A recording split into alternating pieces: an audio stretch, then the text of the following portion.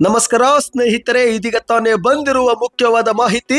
ರಾಜ್ಯದ ಪಡಿತರ ಚೀಟಿದಾರರಿಗೆ ಶಾಕ್ ಕೊಡಲು ಮುಂದಾದ ಸರ್ಕಾರ 3 ಹೊಸ ರೂಲ್ಸ್ ಜಾರಿಗೆ. ಇದೇ ನಡುವೆ 12ರ ಪಡಿತರ ಚೀಟಿ ಪತ್ತೆಗೆ ಮನೆ ಮನೆ ಸರ್ಚಿಂಗ್. ಏನಿದು ಮಾಹಿತಿ ಎಂಬುದನ್ನ ಡೀಟೇಲ್ ಆಗಿ ನೋಡೋಣ. ಅದಕ್ಕಿಂತ ಮೊದಲು ನೀವು ನಮ್ಮ ಚಾನಲ್ಗೆ ಮೊದಲು ಬಾರಿ ಭೇಟಿ ಕೊಡ್ತಾ ಇದ್ರೆ ದಯವಿಟ್ಟು ಕೆಳಗೆ ಕಾಣುವ ಸಬ್ಸ್ಕ್ರೈಬ್ ಬಟನ್ ಮೇಲೆ ಕ್ಲಿಕ್ ಮಾಡಿ. ಪಕ್ಕದಲ್ಲಿ ಒಂದು ಗಂಟೆ ಕಾಣಿಸುತ್ತೆ, ಅದು ಕೂಡ ಒತ್ತಿದ್ರೆ ರಾಜ್ಯದ ಮುಖ್ಯವಾದ ಮಾಹಿತಿಗಳು ನಿಮಗೆ ಸಿಗುತ್ತವೆ. ಈ ಒಂದು ವಿಡಿಯೋಗೆ ಲೈಕ್ ಮಾಡಿ ಮತ್ತು ವಿಡಿಯೋ ಪೂರ್ತಿಯಾಗಿ ನೋಡಿ. ಹೌದು ಸ್ನೇಹಿತರೆ, ಇದೀಗ ಕರ್ನಾಟಕದ ಎಲ್ಲಾ ಪಡಿತರ ಚೀಟಿದಾರರಿಗೆ ಮುಖ್ಯವಾದ ಸೂಚನೆ ಬಂದಿದೆ. ಈ 3 ಕಾರಣಗಳಿಂದ ನಿಮ್ಮ ಪಡಿತರ ಚೀಟಿ ರದ್ದಾಗುವ ಸಾಧ್ಯತೆ ಇದೆ. ಹೌದು, ಈಗಾಗಲೇ ಮುಖ್ಯಮಂತ್ರಿ ಸಿದ್ದರಾಮಯ್ಯನವರು ಕರ್ನಾಟಕದ ಬಜೆಟ್ ಕೂಡ ಮಂಡಿಸಿದ್ದು, ಈ ಬಾರಿಯ ಬಜೆಟ್ ನಲ್ಲಿ ಪಂಚ ಗ್ಯಾರಂಟಿಗಳನ್ನ ಮುಂದುವರಿಸಲು 51,000 ಕೋಟಿ ರೂಪಾಯಿ ಹಣವನ್ನು ಮೀಸಲಿಟ್ಟಿದ್ದಾರೆ.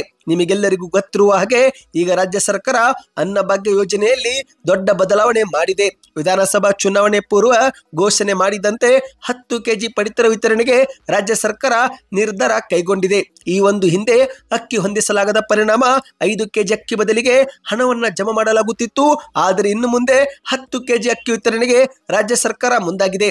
ಆದರೆ ಮತ್ತೊಂದೆಡೆಯಲ್ಲಿ 12ರ ಬಿಪಿಎಲ್ ಪಡಿತರ ಚೀಟಿಯು ಕೂಡ ರದ್ದು ಮಾಡಲು ಕಾಂಗ್ರೆಸ್ ಸರ್ಕಾರ ಕೈ ಹಾಕಿದೆ. ಹೌದು, ಈಗ ಪಡಿತರ ಚೀಟಿದಾರರು ಈ 3 ಕಾರಣಗಳಿಂದ ಪಡಿತರ ಚೀಟಿ ಕಳೆದುಕೊಳ್ಳುವ ಸಾಧ್ಯತೆ ಹೆಚ್ಚಾಗಿದೆ.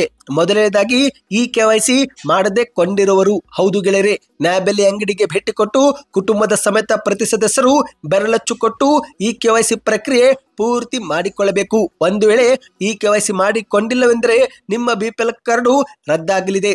ಇನ್ನು ಎರಡನೇದಾಗಿ ಕೇಂದ್ರ ಸರ್ಕಾರದ ಹೊಸ ಆದಾಯದ ನಿಯಮ. ಹೌದು ಗೆಳೆಯರೆ, ಜನವರಿ 1, 2025ರಿಂದ ದೇಶಾದ್ಯಂತ ಬಿಪಿಎಲ್ ಪಡಿತರ ಚೀಟಿದಾರರು ಎಷ್ಟು ಆದಾಯ ಹೊಂದಿರಬೇಕು ಎಂಬ ಕುರಿತಂತೆ ಹೊಸ ನಿಯಮವನ್ನ ಸರ್ಕಾರ ಜಾರಿಗೆ ಮಾಡಿದೆ. ಕೇಂದ್ರದ ಸರ್ಕಾರದ ಪ್ರಕಾರ ನಗರ ಪ್ರದೇಶದಲ್ಲಿ ವಾಸ ಮಾಡುತ್ತಿರುವವರ ವಾರ್ಷಿಕ ಆದಾಯ 3 ಲಕ್ಷ ಗಡಿ ದಾಟಿರಬಾರದು. ಅದೇ ರೀತಿ ಹಳ್ಳಿ ಮತ್ತು ಗ್ರಾಮೀಣ ಭಾಗದ ಜನರು 2 ಲಕ್ಷ ವರ್ಷದ ಆದಾಯ ಮೀರಿರಬಾರದು. ಒಂದು ವೇಳೆ ಈ ಒಂದು ಆದಾಯ ಏನಾದರೂ ಮೀರಿದ್ರೆ ಆಗ ನೀವು ಪಡಿತರ ಚೀಟಿಗೆ ಅನರ್ಹರು ಎಂದು ಹೇಳಲಾಗುತ್ತಿದೆ. ಇನ್ನು ಮೂರನೇದಾಗಿ ರಾಜ್ಯ ಸರ್ಕಾರದ ಹೊಸ ನಿಯಮ. ಇನ್ನು ಮುಂದೆ ಪಡಿತರ ಚೀಟಿದಾರರು ಕಾಳಸಂತೆಯಲ್ಲಿ ಆಹಾರಧಾನ್ಯ ಮಾರಾಟ ಮಾಡಿದ್ದು ಗೊತ್ತಾದ್ರೆ ಅಂತವರ ಬಿಪಿಎಲ್ ಕಾರ್ಡು ಸ್ಥಳದಲ್ಲೇ ರದ್ದು ಮಾಡಲು ಕ್ರಮ ತೆಗೆದುಕೊಳ್ಳಲಾಗುವುದು ಎಂದು ಆಹಾರ ಇಲಾಖೆ ಖಡಕ್ ಸೂಚನೆ ಕೊಟ್ಟಿದೆ. ಹೌದು, ಪಡಿತರ ಚೀಟಿದಾರರು ತಮಗೆ ಹಂಚಿಕೆ ಮಾಡಿದಂತ ಆಹಾರ ಧಾನ್ಯವನ್ನ ಕುಟುಂಬಕ್ಕೆ ಮಾತ್ರ ಬಳಸಿಕೊಳ್ಳಬೇಕು.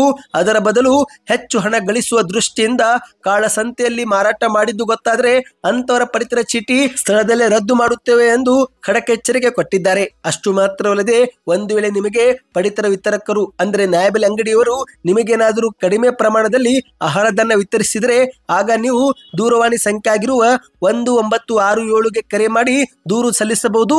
ಅಥವಾ ತಹಶೀಲ್ದಾರ್ ಕಚೇರಿ ಅಥವಾ ನಿರ್ದೇಶಕರ ಕಚೇರಿ ಅಥವಾ ಆಹಾರ ಇಲಾಖೆಗೂ ಕೂಡ ಭೇಟಿ ಕೊಟ್ಟು ದೂರು ಸಲ್ಲಿಸಬಹುದು ಎಂದು ಸರ್ಕಾರ ಹೇಳಿದೆ. ಅಂದ ಹಾಗೆ ಸ್ನೇಹಿತರೆ, ಈಗ ಬಂದಿರೋ ಮಾಹಿತಿ ಪ್ರಕಾರ ರಾಜ್ಯಾದ್ಯಂತ ಇದೀಗ 12ರ ಪತ್ತೆ ಮಾಡಲು ರಾಜ್ಯ ಸರ್ಕಾರ ಮುಂದಾಗಿದೆ. ಹೌದು, ಮಾಧ್ಯಮಗಳ ಮುಂದೆ ಮಾತನಾಡಿದಂತ ಆಹಾರ ಸಚಿವರಾಗಿರುವ KH ಮುನಿಯಪ್ಪ ಅವರು ಇದೀಗ ರಾಜ್ಯದಲ್ಲಿ 12ರ ಬಿಪಿಎಲ್ ಪಡಿತರ ಚೀಟಿಗಳು ತುಂಬಾನೇ ಇದ್ದು, ಹಾಗಾಗಿ ಅವರೆಲ್ಲರನ್ನು ಪತ್ತೆ ಹಚ್ಚಲು ಗ್ರಾಮ ಪಂಚಾಯಿತಿ ಮಟ್ಟದಲ್ಲಿ ಸಮಿತಿ ರಚಿಸಲಾಗಿದೆ.